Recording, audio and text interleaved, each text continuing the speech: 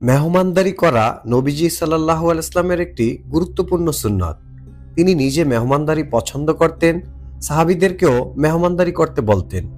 তিনি বলেন, যে ব্যক্তি আল্লাহ ও আখিরাতে বিশ্বাস রাখে সে যেন তার মেহমানকে সম্মান করে। যে ব্যক্তি আল্লাহ ও আখিরাত দিবসের প্রতি ঈমান রাখে সে যেন তার প্রতিবেশীকে কষ্ট না দেয়। সাহাবায়ে কেরাম মনে প্রাণে মহানবী সাল্লাল্লাহু আলাইহি ওয়াসাল্লামের কথা শুনতেন, আনুগত্যের শ্রেষ্ঠ নজির স্থাপন করতেন। একদিন এক আনসারী সাহাবীর বিস্ময়কর মেহমানদারিতে মহান আল্লাহ এতটাই খুশি হয়েছেন যে কোরআনের আয়াত নাজিলের মাধ্যমে রাসূল সাল্লাল্লাহু আলাইহি ওয়াসাল্লামকে উক্ত ঘটনা জানিয়ে দিয়েছেন।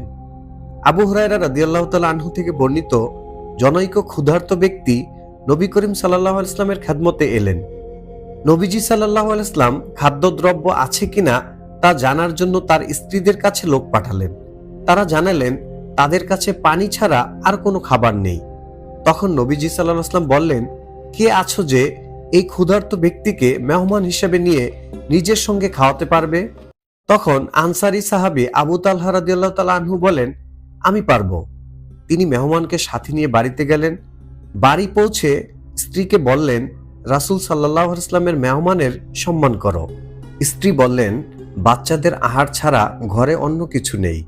আবু তালহা বললেন, তুমি আহার প্রস্তুত করো এবং বাতি জ্বালাও। বাচ্চারা খাবার চাইলে তাদের ঘুম পাড়িয়ে দাও।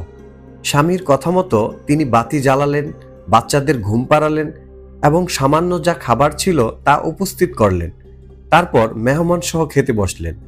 পূর্ব পরিকল্পনা অনুযায়ী বাতি ঠিক করার বাহানা করে স্ত্রী উঠে গিয়ে বাতিটি নিভিয়ে দিলেন। তারপর তারা স্বামী স্ত্রী উভয়ই অন্ধকারের মধ্যে আহার করার মতো শব্দ করতে লাগলেন। মেহমানকে বুঝাতে লাগলেন যে তারাও সঙ্গে খাচ্ছেন।